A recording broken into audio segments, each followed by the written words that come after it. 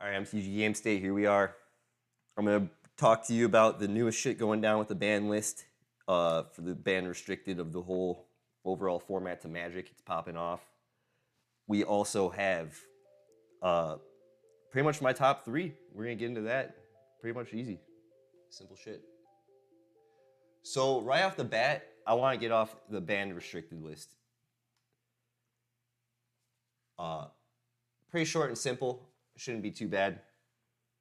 We're gonna get the music back popping. But it's always nice to see what they're doing for banning cards. A lot of times it fucks me over because I've always pulled the card that gets banned the day of. So one of those cards, Smuggler's Copter. Smuggler's Copter is unbanned in Pioneer, but when this card came out, it came out in Kaladesh around like 2019, I think.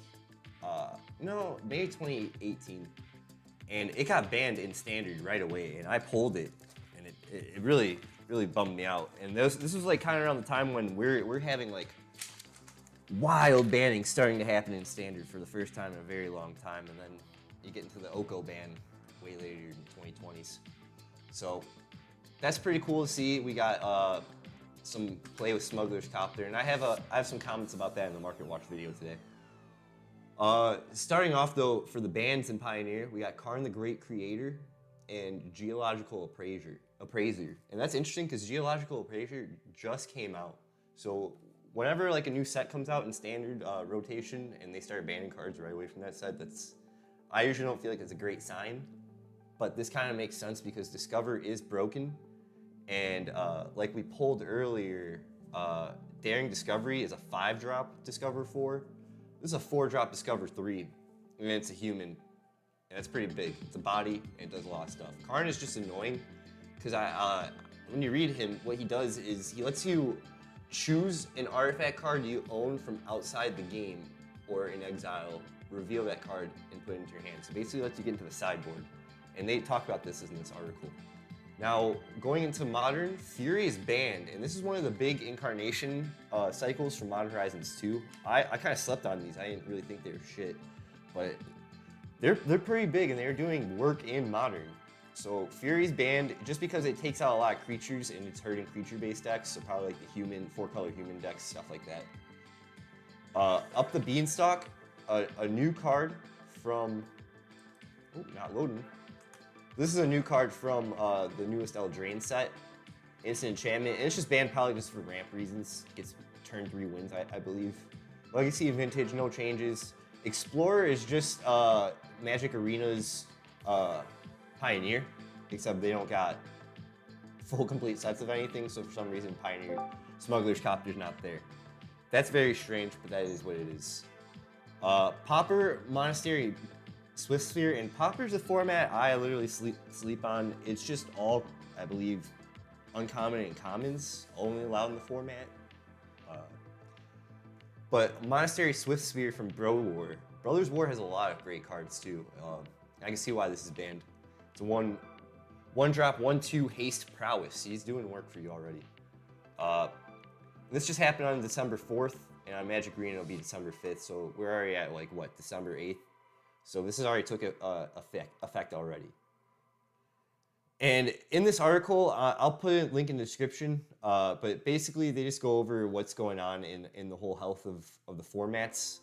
And they're just trying to say that they need to stop some deck archetypes from expanding because it hurts deck building overall in these formats.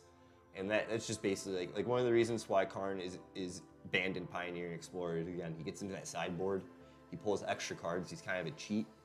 And it's really annoying, and usually people don't like Planeswalkers, but Planeswalkers must be pretty good in Pioneer format. In Modern, they're like, no one really takes them seriously. But I just wanted to go over the bans real quick and just overall like kind of give you a quick summary of this whole long, intense article.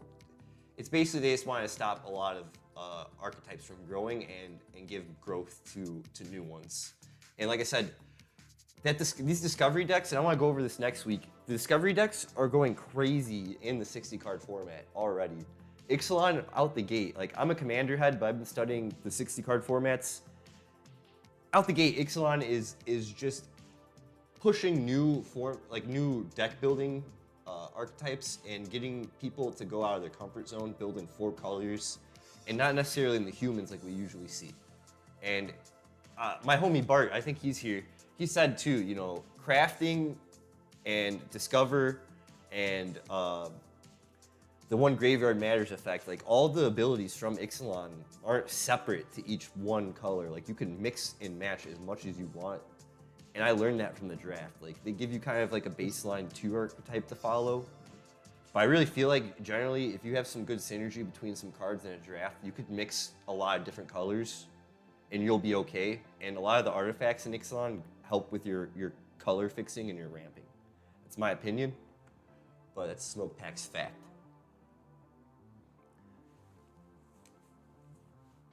Now, I want to get into MTG stocks. We're going to go over my top 3 and plus the honorable mention of the week. So, first thing I was looking at in my market notes was Cursed Totem. And I saw that this got reprint in Modern Horizons 2, so it is modern legal. But the version I was specifically looking at was I believe on my notes I didn't write it, but it was the original printing basically, the Mirage print.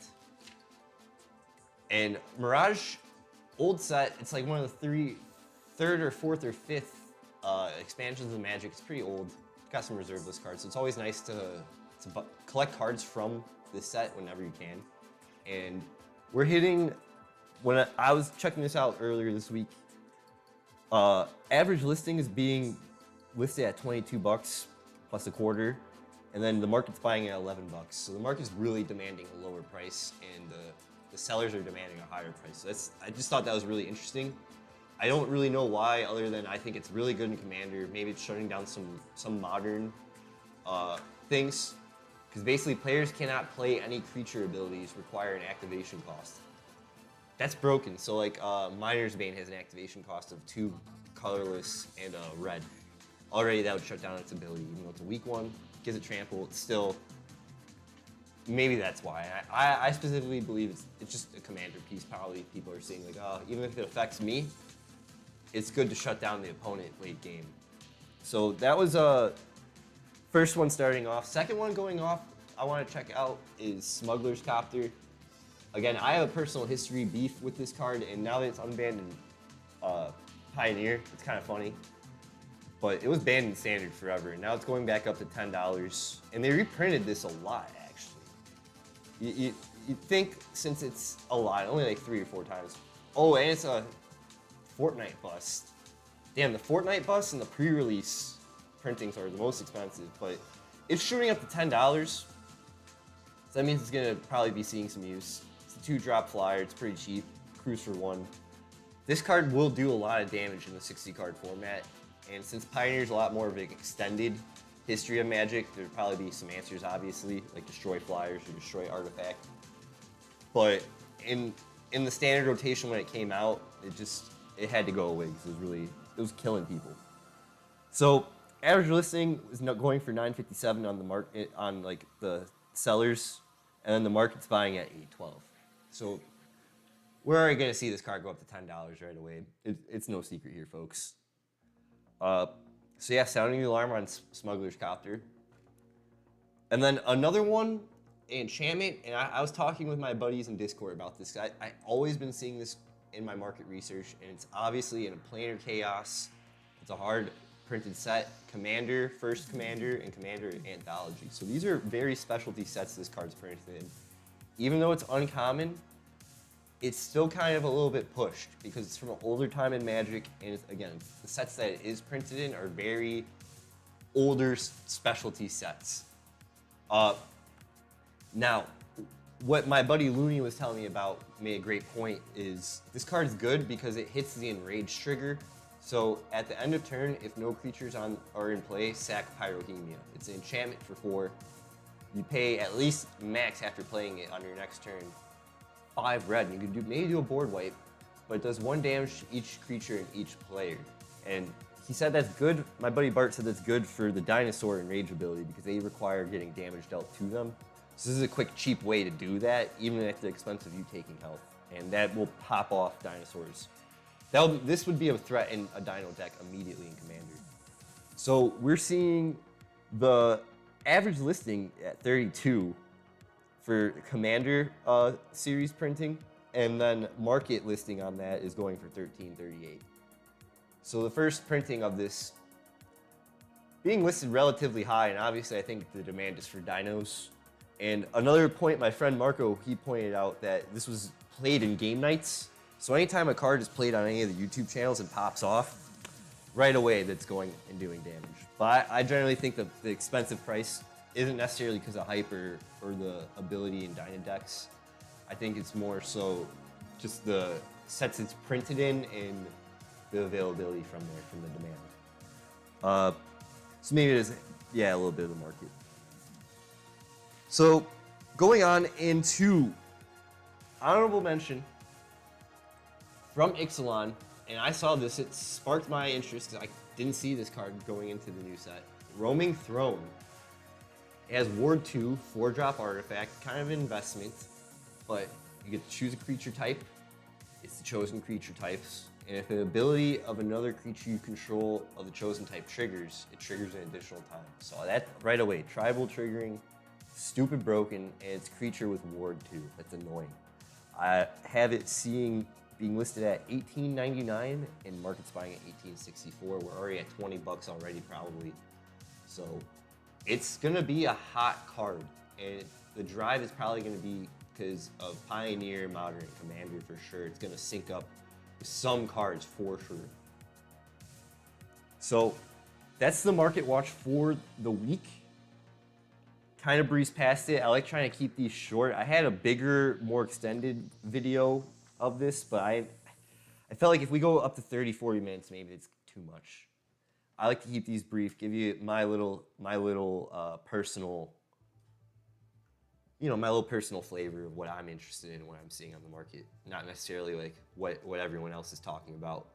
And sometimes it's good to listen to all the noise in the market. Other times it's good to listen to little people and see what they're talking about. So that's just what I want to do. So we're gonna keep developing the format as it goes.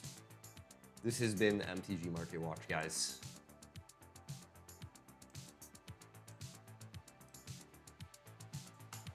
Alrighty.